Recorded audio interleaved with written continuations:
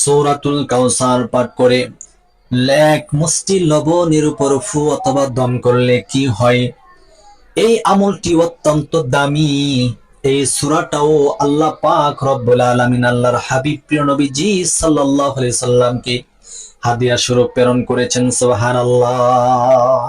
আসুন আমরা ছোট্ট আকারে এই সূরার ব্যাখ্যাটা তাফসীরটা জেনে নেই যে এই সূরাটি কেন আল্লাহ তাআলা নাজিল করেছেন।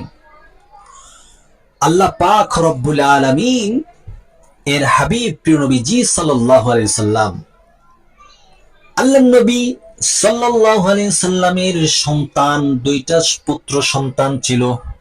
দুনিয়াতে জন্মগ্রহণ করে করে দুনিয়া থেকে আল্লাহ তাআলা বিদায় করে দিলেন। দুনিয়াতে আসার পরে কিছুদিন পরে আল্লাহ তাআলা ডাকে নবীজি সাল্লাল্লাহু আলাইহি সাল্লামের দুইজন সন্তান চলে গেল। এর পরে মক্কার একটা প্রথা ছিল, মক্কার একটা রেওয়াজ ছিল, যেই ব্যক্তিদের যাদের পুত্র সন্তান জন্ম করে করে মৃত্যুবরণ করে তাদেরকে বলা হয় আফতার। আরবদের ভাষায় বলা হয় আফতার, লেজ কাটা, মানে আফতার হলে লেজ কাটা। অনুরূপ ভাবে প্রিয় নবীজি সাল্লাল্লাহু আলাইহি সাল্লামের সন্তানগুলো যখন আল্লাহ তাআলা নিয়েছেন, এরপরে মক্কার ওই কাফের বেঈমান মুশরিকরা আল্লাহর হাবিব প্রিয় নবীজি সাল্লাল্লাহু আলাইহি সাল্লামকে এইভাবে কটূক্তি করতে শুরু করলো, নানান ভাবে কটূক্তি করতে শুরু করলো। প্রিয় নবীজি সাল্লাল্লাহু আলাইহি সাল্লাম ভারাক্রান্ত হৃদয় নিয়ে সমস্ত কটূক্তি জবাবে ভারাক্রান্ত হৃদয় নিয়ে যখন একদিন বসে রইলেন, আল্লাহ পাক রব্বুল আলামিন সাথে সাথে সূরাতুল কাউসার নাজিল করে জিবরাইল আলাইহিস সালাতু ওয়াসসালামের মাধ্যমে নাজিল করে আল্লাহর হাবিবকে সান্ত্বনা দিয়েছেন। জিবরাইল এসে আল্লাহর হাবিব প্রিয় নবীজি সাল্লাল্লাহু আলাইহি সাল্লামকে সান্ত্বনা দিতে শুরু করলেন, সালাম করলেন, বললেন ইয়া রাসূলুল্লাহ, ইয়া হাবিবাল্লাহ, নবী গো, আমাকে আল্লাহ পাক রব্বুল আলামিন আপনার কাছে প্রেরণ করছে, পাঠাইছেন হাদিয়া দিয়ে। আর সে হাদিয়া হচ্ছে সূরাতুল কাউসার। আল্লাহ তাআলা জানিয়ে দিয়েছেন আউযু বিল্লাহি মিনাশ শাইতানির রাজীম বিসমিল্লাহির রহমানির রহিম ইন্না আ'তাইনাকাল কাউসার, নিশ্চয় আমি আপনাকে কাল কাউসার দান করেছি। সুবহানাল্লাহ। কাল কাউসার হলো কিয়ামতের ময়দানে যেদিন হিসাব নিকাশ হবে, আর হিসাবের যন্ত্রণায় হাসরের মাঠটা যখন একেবারে নারী পুরুষ অলঙ্গ অবস্থায় যখন তারা দাঁড়াবে, বিচার কার্য দেখার জন্য আল্লাহ তাআলা যখন বিচার করবেন, আর মাথার অর্ধ হাত উপরে সূর্যটা উদয় হবে, সূর্য থাকবে, প্রচন্ড তীব্র গরমে মানুষ বেহুশ হয়ে দৌড়াতে থাকবে, আর তারা চিৎকার করতে থাকবে, দৌড়াতে থাকবে আর চিৎকার করতে থাকবে। আল্লাহর প্রিয় বান্দা, আল্লাহর হাবিব প্রিয় নবীজি সাল্লাল্লাহু আলাইহি সাল্লামের উপর যারা নবীজির সুন্নাত তরিকা মতে তাদের জীবনটা পরিচালনা করেছে, ওই সমস্ত ব্যক্তিরা ওই কঠিন মুসিবতের দিনে কিয়ামতের ময়দানে হাউজে কাউসারের পেয়ালা পান করতে পারবে। সৌভাগ্য তাদের হবে। যখন সৌভাগ্য তাদের হবে, ওই কঠিন কিয়ামতের ময়দানে দুঃখ কষ্ট তাদের আর হবে না। এমন অজস্র অগণিত উম্মত এই হাউজে কাউসারের পেয়ালা পান করার জন্য তারা সিরিয়াল হয়ে দাঁড়িয়ে থাকবে। এই জন্য আল্লাহ তাআলা বলেন, নবী আমি আপনাকে কাল কাউসার দান করেছি, ফাসাল্লি রাব্বিকা ওয়ানহার, অতঃপর আপনি নামাজ পড়ুন এবং কোরবানি করুন আপনার প্রভুর নামে। ইন্না শানিআকা হুয়াল আবতার, নিশ্চয়ই যারা আপনাকে আফতার বলে, লেজ কাটা বলে, নির্বংশ বলে, প্রকৃতপক্ষে নবী গো তারাই হলো আফতার, তারাই হলো লেজ কাটা, তারাই হলো নির্বংশ। আপনি না হাবিব, আপনি কখনোই লেজ কাটা নয়, নির্বংশ নয়। আপনার উম্মত, আপনার বংশধারা সিলসিলা কিয়ামত পর্যন্ত থাকবে। যতদিন পৃথিবী টিকে থাকবে ততদিন আপনার সিলসিলা, আপনার বংশধর থাকবে, যদিও সেটা কন্যা সন্তানের বংশধর থেকে হয়। আল্লাহ তাআলা যখন এই সূরা প্রিয় নবীজি সাল্লাল্লাহু আলাইহি সাল্লামের উপর নাজিল করলেন, তখন নবীজি সাল্লাল্লাহু আলাইহি সাল্লাম বুঝতে পারলেন সান্ত্বনা নবীজির হলো। তখন এই সূরাটি যদি আপনি এইরকম ভাবে পাঠ করে আপনি লবণের উপর ফু দেন, তাহলে আপনার সাথে কি হবে, কি ঘটতে যাবে আপনি জানলে আশ্চর্য হবেন। বিষয়টি জানার পূর্বে এখনো যারা চ্যানেলটি সাবস্ক্রাইব করেননি, দয়া করে চ্যানেলটি সাবস্ক্রাইব করে ফেলুন এবং ভিডিওটা শেয়ার করে দেন। এই আমলটি কিভাবে করতে হবে আগে আমাদেরকে জানতে হবে। এই আমলটি করার জন্য সর্বপ্রথম আপনি নিজে পবিত্র হয়ে যাবেন, ভালোভাবে ওযু করবেন, সুন্দর মতে গুছিয়ে ওযু করে নেবেন। ওযুটা শুদ্ধ না হলে আপনার আমলটি আল্লাহর দরবারে তেমন গ্রহণযোগ্য হবে না। আল্লাহ তাআলা হলেন পবিত্র, আর পবিত্রতা আল্লাহ তাআলা বড্ড পছন্দ করেন, ভালোবাসেন। এই জন্য আপনি যখন আমলটি করবেন অবশ্যই নিজেকে গুছিয়ে পবিত্রতা অর্জন করে নিবেন। আপনি যখন ওযু করবেন ওযুর শুরুতে পড়ে নিবেন আউযু বিল্লাহি মিনাশ শাইতানির রাজিম, বিসমিল্লাহির রহমানির রহিম। এইরকম ভাবে এই দুইটা দোয়া পড়ে ওযুটা শুরু করবেন এবং শেষ করবেন। শেষ করার পরে ছোট্ট একটি আমল বলে দিব, সবাই জানেন। এই আমলটা যদি করতে পারেন, আল্লাহর হাবিব প্রিয় নবীজি বলেন জান্নাতের 8টি দরজা ওই ব্যক্তির জন্য আল্লাহ পাক রব্বুল আলামিন খুলে দিবেন, যে ব্যক্তি এই আমলটা করবে। সুবহানাল্লাহ। সে আমলটা কি? আমলটি হলো কালিমে শাহাদাত মাত্র একবার পড়া। ওযু করছেন তো একবার কালিমে শাহাদাত পড়ে নেন।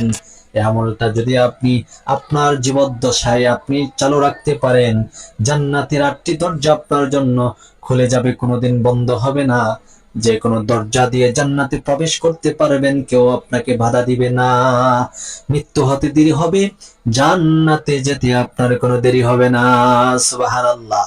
এইরকম ভাবে আপনি পবিত্রতা অর্জন করে আমলটি করার পর আপনি এক মুষ্টি লবণ নিবেন। এক মুষ্টি লবণ নিয়ে পবিত্রতা অর্জন করে পবিত্র বিছানাতে বসে যাবেন।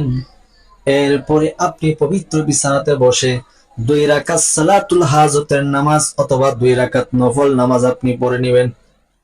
এরপরে আপনি 3 বার ইস্তেগফার পড়ে নেবেন। আস্তাগফিরুল্লাহাল্লাযী লা ইলাহা ইল্লা হুয়াল হাইয়ুল কাইয়্যুম ওয়া আতুবু ইলাইহি লা হাওলা ওয়ালা কুওয়াতা ইল্লা বিল্লাহিল আলিয়্যিল আযীম।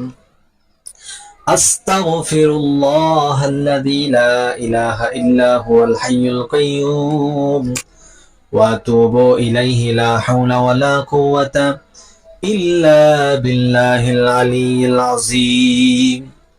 আস্তাগফিরুল্লাহাল্লাযী লা ইলাহা ইল্লা হুয়াল হাইয়ুল কাইয়্যুম ওয়া আতুবু ইলাইহি লা হাওলা ওয়ালা কুওয়াতা ইল্লা বিল্লাহিল আলিয়্যিল আযীম।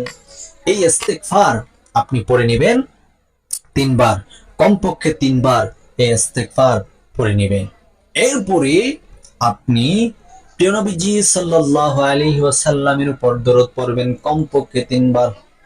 আল্লাহর হাবিব বলেন, আমার কোন উম্মতের মধ্যে কেউ যদি তার অন্তরে আমার প্রেম ভালোবাসা জাগ্রত করে মাত্র একবার দরুদ পড়তে পারে, সে একবার দরুদের বিনিময়ে আল্লাহ পাক রব্বুল আলামিন তার আমলনামার মধ্যে 10টা রহমত দান করেন। সুবহানাল্লাহ।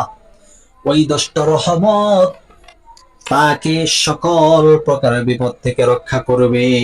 হঠাৎ বিপদ আসে না মানুষের, সে হঠাৎ বিপদ থেকে আল্লাহ তাকে হেফাজত করবে, নিরাপদে রাখবে, সুস্থ রাখবে ইনশাআল্লাহ। আপনি এক জায়গায় দাঁড়িয়ে আছেন, হঠাৎ করে এক গাছের ঢাল ভেঙে আপনার মাথায় পড়ছে, কিন্তু আল্লাহর কি কুদরত, আপনি এক কদম সরে দাঁড়াইছেন, কিন্তু আপনার ধারণাই ছিল না এখান থেকে ঢাল পড়বে, অথবা ছাদের নিচে দাঁড়াইছেন, ওইখান থেকে রড পড়ছে, ইট পড়ছে, আপনার আল্লাহ তাআলার কি কুদরত, আপনি যেখানে দাঁড়াইছেন এর 1 ইঞ্চি অথবা 1 ফুট দূরেই সেই জিনিসটা পড়েছে, আপনার কাছে, আপনার উপর পড়ে নাই। সেটি হলো হঠাৎ বিপদ। এরকম দুরূদের বিনিময়ে আল্লাহ তাআলা আপনাকে হঠাৎ বিপদ থেকে রক্ষা করবে। আপনি বিশ্বাস করে বেশি বেশি করে নবীর উপর দুরূদ পড়বেন, আল্লাহ আপনার উপর রহম করবেন, রহমত দান করবেন, বিপদ থেকে উদ্ধার করবেন ইনশাআল্লাহ। দুরূদের বহুত ফজিলত, শুধু এইটুকু বললাম।